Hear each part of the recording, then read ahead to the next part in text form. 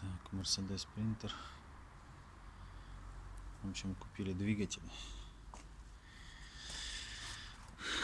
А у двигателя нет отверстий под щуп масляный и под, наверное, рециркуляция. Вот она идет с турбины, трубка. Вот здесь тут отверстие. Так, вот он, старый блок. Здесь отверстие есть.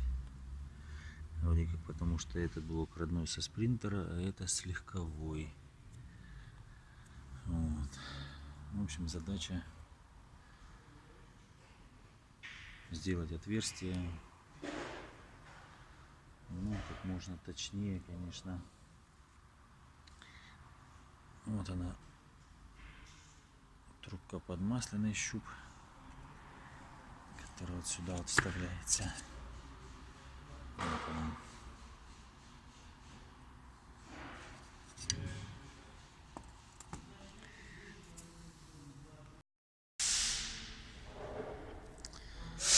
Так, начал рассверливаться.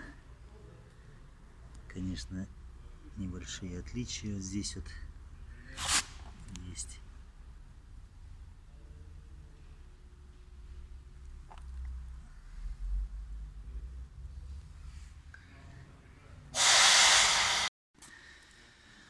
Так вот, рассверливаюсь дальше.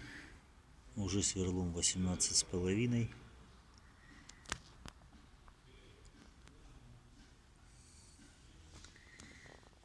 Поддон потом будет сниматься, все равно ребята будут стружку вымывать, все это. Так, ну все, вот получилось.